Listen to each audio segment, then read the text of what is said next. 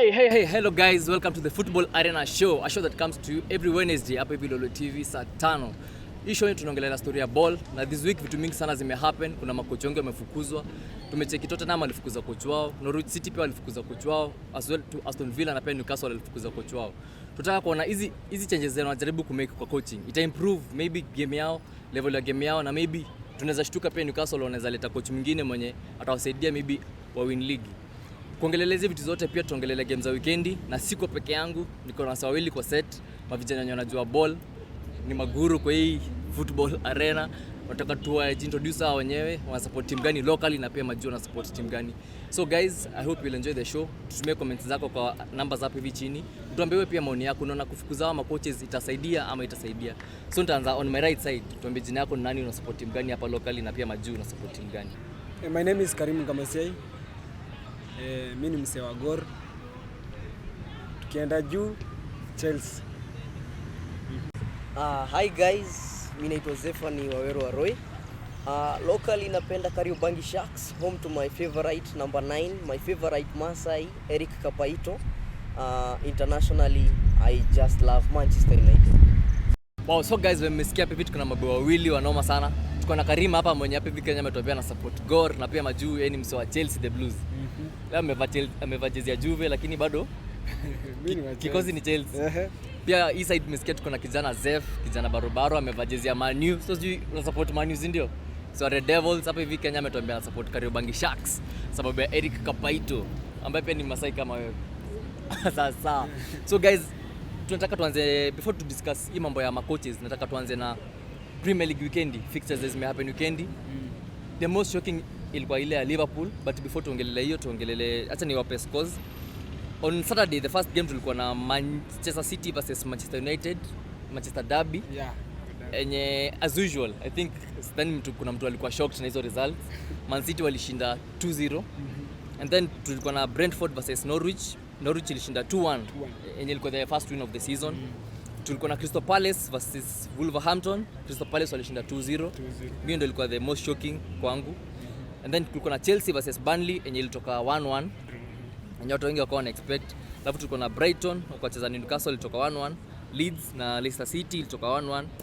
And then Everton versus Tottenham pia ilitoka draw ya 0-0. Arsenal versus Watford, Arsenal walipata ushindi ya 1-0. West Ham na Liverpool, hii ni game ilishock watu wengi sana. And West Ham ilishinda 3-2. Alafu tulikuwa hii ndio ilikuwa game ya mwisho ya weekend ya West Ham na Liverpool. I think tuanze hapo hivi kwa West Ham na Liverpool.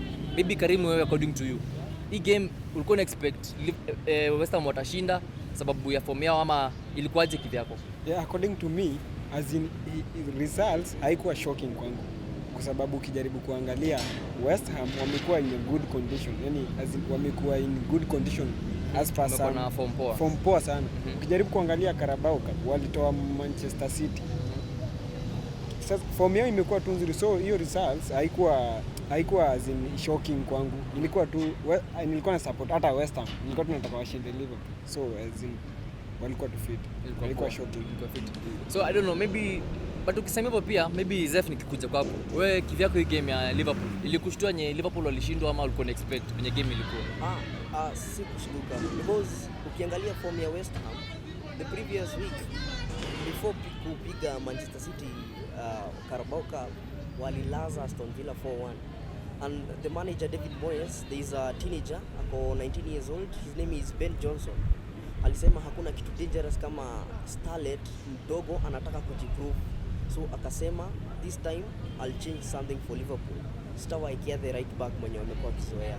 Nitaleta hii nguvu mpya na huko mbele I still change, ataweka ule jamaa wa Kongo anaitwa Arthur Maswaku na ika happen. So Liverpool walipatikana na team imejiprepare like West Ham were preparing for this exact time. So as a football analyst mimi sikushtuka. So maybe ukisema hivyo maybe according to you unaona maybe West Ham wanaweza shtua kila mtu na qualify for Champions League next season wamalize top 4. Why not? Wako na manager anaelewana na timu yake, si kama last season unaweza pata alikuwa anatumia the same starting 11 kutoka Monday mpaka the whole week because hakuwa anajua akiweka mtu kwa bench kama hata Messi, but saa hizi ana rotate, anashtua. Apart from kutoa Man City Carabao Cup walichuja Manchester United. So they will watashtua teams, but team yenye naweza sema haitashtuliwa sana na West Ham, the Blues, Chelsea.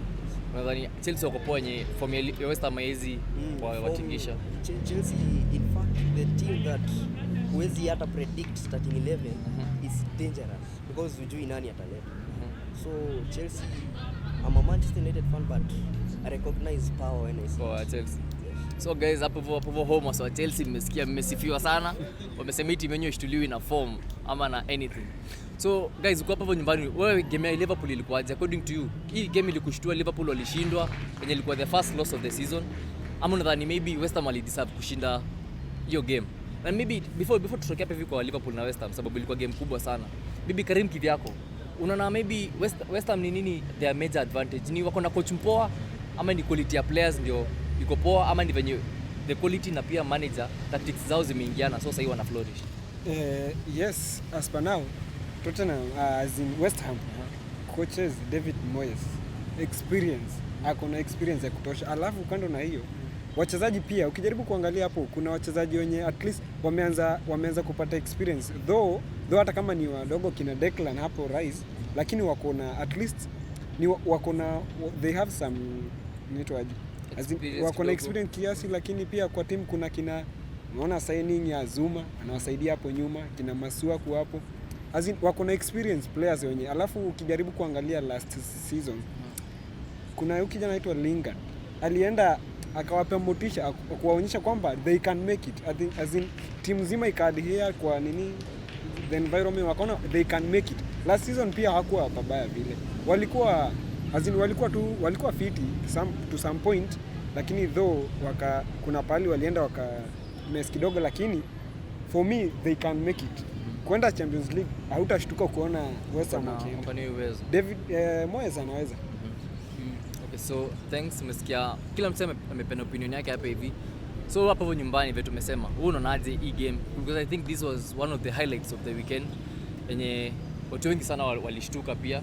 Not many people were expecting it. So tukienda kwa game nyingine tuongelele, huyu ameleta story ya Lingard kuinspire West Ham, so tuongelele Man U. Maybe unadhani hii Manchester derby ni derby yenye ilikushtua wewe kivyako, the results ama the quality of the game?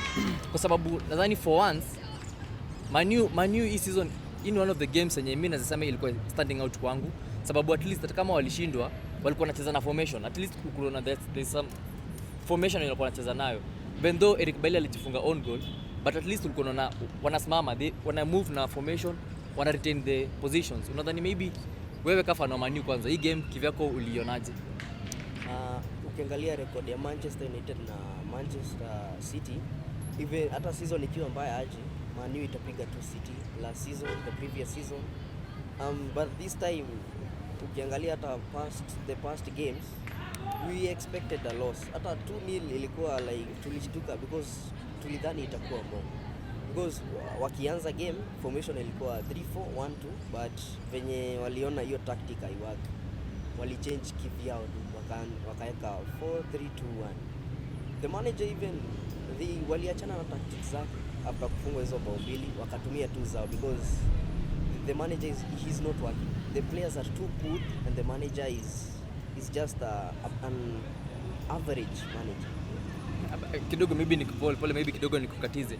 Maybe I don't know, ukisema he's an average manager, maybe audhani maybe hiyo ni kama naweza sema it's like mocking the club, a great club like Manchester United, sababu one of the, ama niseme if not the greatest club in Manchester, one of the greatest in terms of success. Imekuwa successful sana the years zimepita, but of late tumeona reflect the same greatness. Unadhani maybe mlifanya a mistake ya kuamini Ole Gunnar at the first place kama manager wenu give as a replacement ya Mourinho? Tulimwamini because given the squad that we had, it was an easy squad to deal with. Instructions, ukiambia Lindelof baki hapo atabaki, ukiambia Martial wewe ni number 9 atabaki, ukiambia Rashford wewe utabaki nyuma atabaki, Bruno Fernandes ulimuona ni midfielder but anact kama our attacking striker. But the signings of Jadon Sancho, Cavani na Ronaldo zili prove that Manchester United needs someone who has worked with stars, not below average stars but stars. Unaelewa chenye nasema, kama Zidane with Real Madrid, Moyes na hii West Ham yake and Jose Mourinho and Pep Guardiola with the great Bayern Munich ile ya kina Frank Ribery na Ian Robben. Ukiangalia acha ni compare Manchester United na West Ham. West Ham, Moyes has clicked with his squad. Anaweza snap hivi muone wamechange. But Ole Gunnar, he just sits anangojea results. It's evident after rivals kuona unaweza sikia tu mtu amecomment chama wenu wamekaa tu pale na Tuchel ako pale na because hata unaweza as a fan unaweza angalia tu uone Ole Gunnar is overwhelmed. The stars are there. He just picks the same 11 Saturday, Sunday because hajui nikiweka ule jamaa ataperform venye nataka kweli. So tunaona the only signing mwenye tunachezesha na tulimnunua ni Cristiano Ronaldo. Akina Jadon Sancho tuliwanunua but they're not delivering because he's scared. Ole Gunnar is scared and anasema maybe nikiweka Sancho atauza fans waanze kunilinch more than they are lynching me right now. So it's time we look for something better because he's a legend. Ole Gunnar Solskjaer amepeleka Manchester United as a player finali ya UEFA na kushinda 4 times. That's why there is a reluctance to exit him because he's a star, he's a big name, he's a big league. But at the past weekend after the 2-0 loss, other teammates wake akina David Beckham, Rio Ferdinand, akina Starp, akina Dennis Irwin na Robson mwambie tu tunakupenda lakini it's high time. Yeah, it's time. Sawa, asante. Mmesikia venye Zef amesema, ameongea kama a true fan, hata si sports analyst ama football analyst, ameongea kama a true fan. Hiyo imetoka kwa moyo. Umesikia, inamuuma sana that Manchester United, club like Manchester United, they're not delivering. So maybe Karimu, umesikia venye Zef amesema. Zef amesema hii club ya Manchester United, it's a big club yes, lakini huyu coach hii kitu ina overwhelm. It's like kuna stars wengi hapo wenye maybe hajazoea kwa handle. Yeye mwenyewe alikuwa star yes akicheza, lakini as a manager hajazoea. Unadhani maybe alianza juu sana na Manchester United enye maybe tuseme ingeanza na club kama Norwich akipanda. Wewe unaonaje vyako timu ya Man U? Manchester United Ole Gunnar Solskjaer na game yao ya City pia. Ole Gunnar Solskjaer mimi naona Manchester United ukijaribu kuangalia saa hii furious. Hii ni timu kubwa, iko na stars from goalkeeper to number 11. Kila mtu ni tunasema ni extraordinary. Kila mtu ni mkali. So mimi naona kama Ole Gunnar sijui kama ameshindwa kumanage hii team kwa sababu then akona problem kwa sababu ana trust player in another mpaka to an extent anajichanganya ama nini. Kwa sababu ukijaribu kuangalia bench ya Manchester ukiweza piga tactical moja tu safi, hiyo timu ni ngori sana. Lakini sasa Ole Gunnar ni kama ameshindwa na hii kazi ya kumanage hawa maboys na unajua sasa akona wakuu kwa kikosi kina Paul Pogba, Cristiano Ronaldo, ndio huyo Cavani hapo. So anashindwa, labda anashindwa huyu. Alafu kuna pressure ya mashabiki kuwa kuna pressure mingi sana. So Ole Gunnar amekuwa amekanganywa sana na hizo maneno ya wao players. So mimi ningeonelea angetafuta kocha mwenye azini anaezana na hiki kikosi. Yeye pia ni ari yake ni kama ya wachezaji. Ole Gunnar ange stay kidogo kando, aatie awase nafasi ya kucheza. So Manchester United, matokeo ya weekendi nilitarajia mabao mengi kutoka City. Actually Manchester United walijaribu. Kumaanisha maybe Zef unasikia maneno. Kumaanisha hata mngepigwa 7.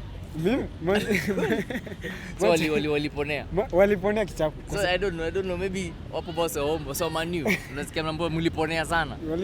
Waliponea sana. So I don't know wewe kama msema Man U hapo home. Unaona maybe it's high time Ole Gunnar aende ama it's high time pia kikosi ya Man U iperform ikuje rise to the occasion because maybe kikosi iko poa, coach ndio ako chini ama coach maybe ndio ako chini na kikosi iko poa. So kama msema Man U hapo home, unaonaje? What's your comment? Unaweza tuambia kwa WhatsApp numbers zenye kwa hapa chini.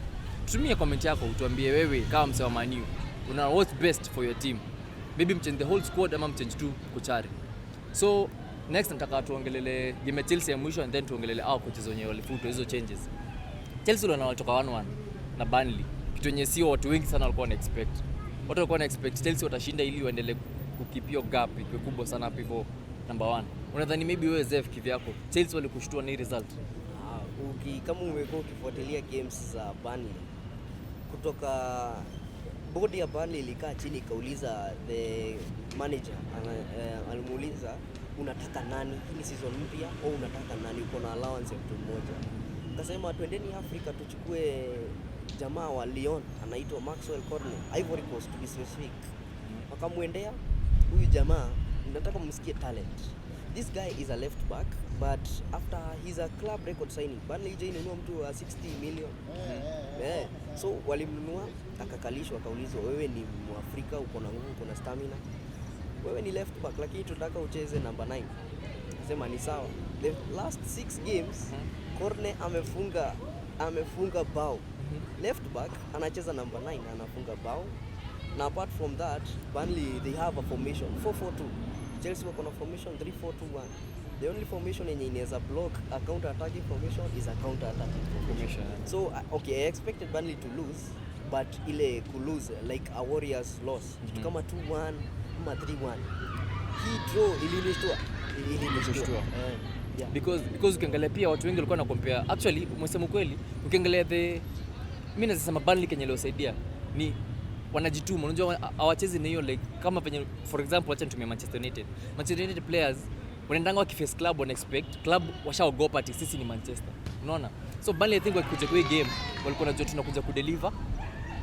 Hatujali tuna face nani because tumekuwa na form poa na wanaamiana, wako na hiyo team spirit. Ni kama I think Burnley saizi ndio the Leicester City yenye ilishinda ya 2016 hiyo title. I think it's club kama hiyo mentality yao iko place kama hiyo. Exactly. And maybe Karim, tukikuja kwako, hii game ya Chelsea Burnley kivyako ilikuwaje? Ilikusurprise ama Burnley hata wangedeserve maybe kushinda? Ilinishtua sana. Mimi kama shabiki wa Chelsea niliumia sana kwa sababu the process tumekuwa tukishinda win alafu all of a sudden kwa nini kwa wawekezaji kwanza, wawekezaji waliumia sana. Wawekezaji waliumia sana kwa sababu ilikuwa waliweka direct. Walikuwa wanajua Chelsea inaenda kushinda. Sure, mimi nilikuwa sure tunaenda win hapa. Lakini all of a sudden draw ilikuja, lakini tunashukuru hatukupigwa, lakini hiyo ilikuwa tupigwe kama sio kidogo tu. So iko hivi. Burnley walikuja kwa game, okay, walikuwa na spirit watastopisha Chelsea. The first 30 minutes walikuwa wanalegea Chelsea, walikuwa na opportunities, lakini kidogo wakaona kumbe tunaweza. Wakaanza kuchange game. Wakachange game, ukaona results vile ilikuwa. Chelsea wakakosa formation ikaribika kidogo hivi. Though tunaweza sema hata sisi tuko na injuries mob, ma center forwards wetu kidogo wako na injury kidogo, lakini bado tunaweza bado. So ilinikuja ilinishtua sana kama surprise. Okay, so guys, mmesikia Chelsea results za Chelsea of late wameconfirm, but sasa hii ndio game yenye maybe imewashtua kidogo, imewaambia yes mconfirm, but pia nyinyi are a normal team like any other team, so wanafaa restructure tena. So maybe guys, before tuongelele kidogo tu, before tuende kwa coaches, maybe tuongelele game ya Arsenal na Watford, because watu Arsenal najua wataniua kwenye wako hata tujaongelelea ushindi yao, tuja recognize. Unajua hata mkishinda 7-0, mshinde 1-0, bado points ni 3. So maybe hii team ya Arsenal season ikianza watu walikuwa wamewakejeli sana from the first day yenye walipigwa na Watford bao 3. Maybe unadhani saizi it's high time to wape their flowers, because I think they have earned their flowers. Unadhani game yenye walishinda Watford walideserve ama wangedeserve hata kufunga mabao mingi zaidi? Ukiangalia Arsenal at the start of the season, Mikel Arteta hata alikuwa under pressure, na huyu mzee wetu alikuwa pia under observation, he was to be sacked. But the thing he did, aliingia Twitter, he says so. Aliingia Twitter akatype tu #AFC, Arsenal FC. Akaona fans wanasema tuwekee Lacazette na Aubameyang hapo mbele, alafu hawa youngsters akina Saka uweke midfield, watawadistribute mpira. He did that immediately after the loss ile the Brentford loss. It worked. The 4-4-2 formation ikifika ni Arsenal ina work, na ile game ya Watford they deserved a lot more goals. So Arteta, tukiongelea makoches wenye wamejaribu na wamesikiza sauti ya mashabiki, Arteta has done it and it is high time. I'm a Manchester United fan. Inaniuma by the way kuona rivals wakirise sisi tukishuka, but it is high time we recognize Arteta as a super manager, because a super manager is a manager who listens, a manager who takes in criticism, and a manager who corrects, his mistakes. So Arsenal na hii 4-4-2 formation with a number 9 and a free number 10 hapo nyuma na Aubameyang. So Arsenal wamejaribu. Hongera kwao sana, hongera sana kwao. Okay, so on Arsenal mmesikia mambo mmejaribu sana, kumaanisha Arsenal fans nyinyi, your coach aliwasikiza advice yenu na mmeona results. So I don't know, maybe as your Man U fans of Man U, nyinyi pia mnaweza advise your coach, mwambie maybe unafaa ufanye hii na hii na hii ili pia sisi tuinuke kama club. Maybe Karim, opinion yako na hii timu yetu ya Arsenal?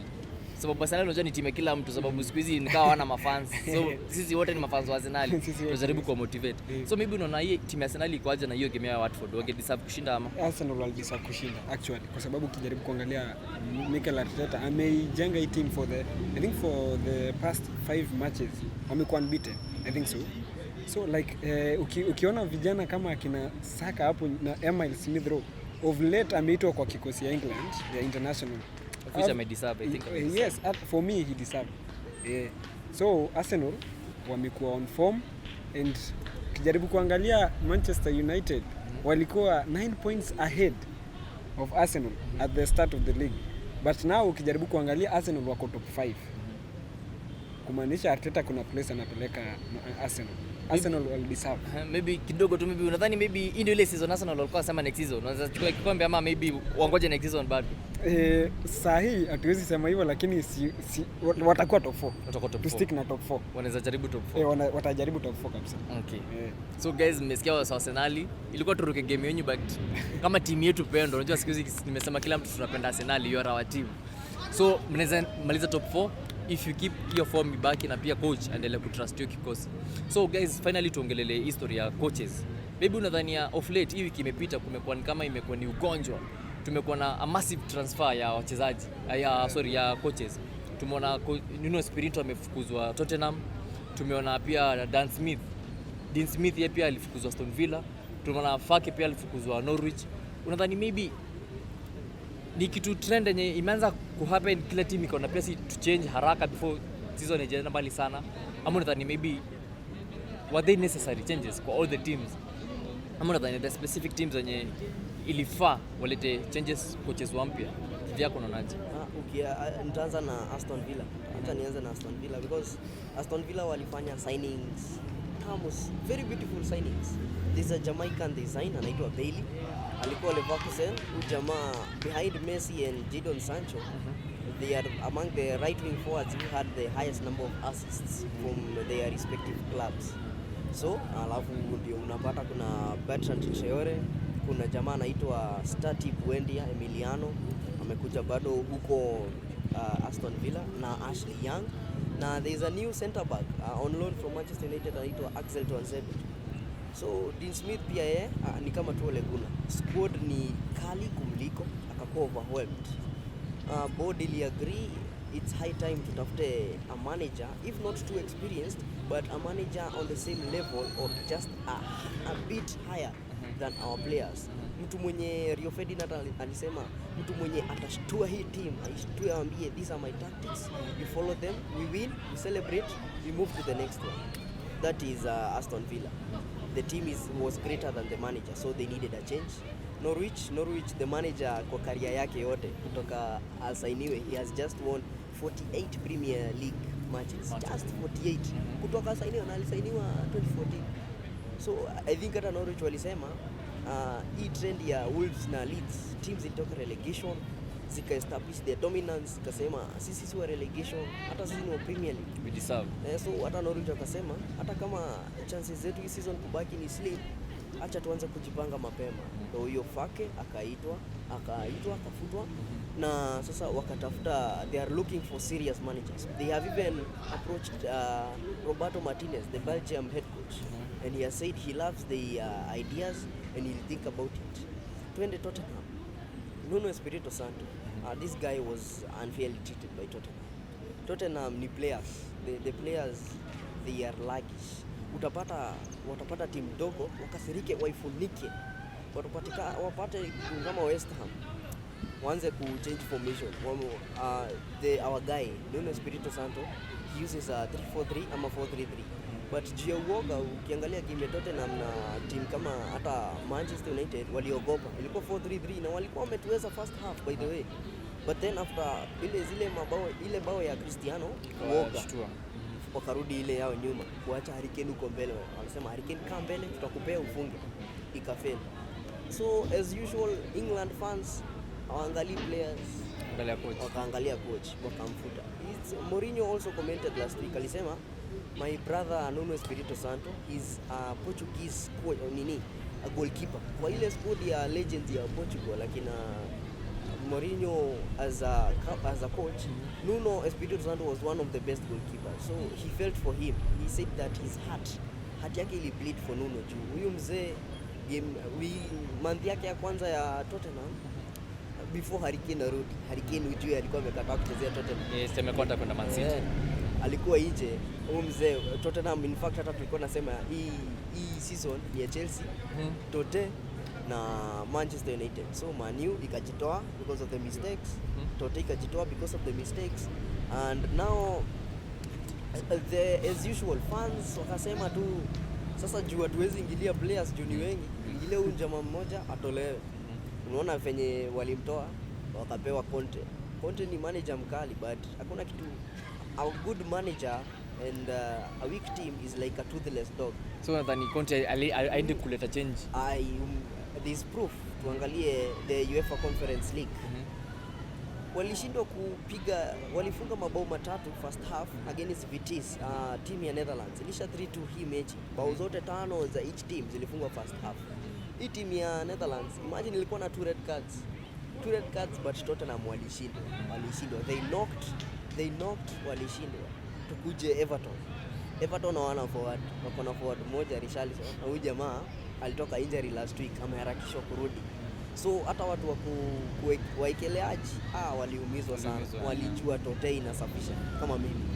Ungekuja tu ungesikia tu mimi nasema tu Tote inasafisha Everton, but hawakudeliver. So as much as you change the manager, the players, look at the players.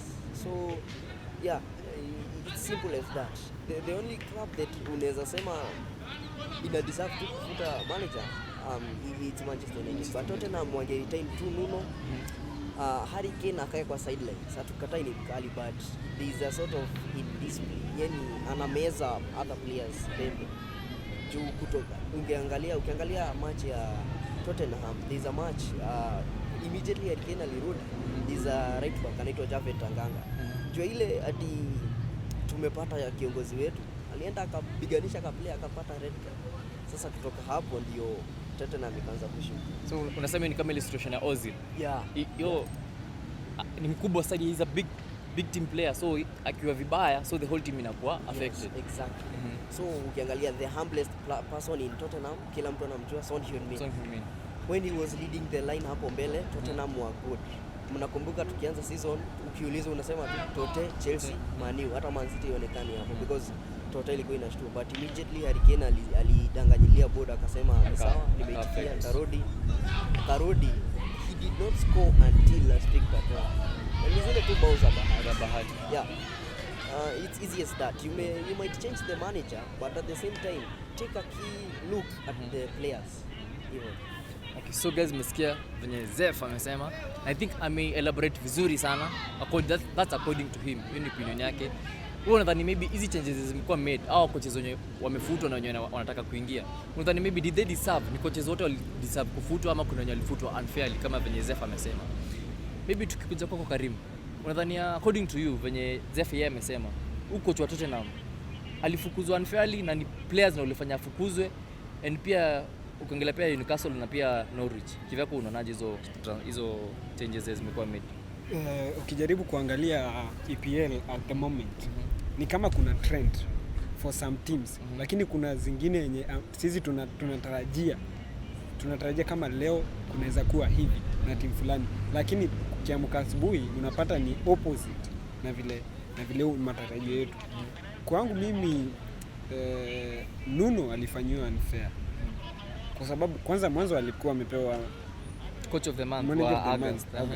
Unaona? Kumaanisha kuna kazi nzuri alifanya, si ndio?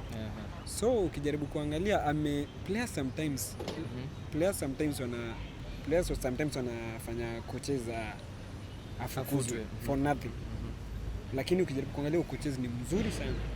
Ukienda kwa Daniel wa Norwich, mimi sikupenda vile niliona ule coaches alipigwa kalamu, kwa sababu ukijaribu kuangalia aliwaleta from championship kuletwa hadi kwa EPL Premier League. So ukijaribu kuangalia ile furaha kwanza ilikuwa kwa hiyo room siku ile walikuja kwa Premier League, players walikuwa excited, wanajua wanaenda kwa greater heights, walikuwa wanapenda coach wao, lakini suddenly vile walifika ni kama luck haikuwa kwao.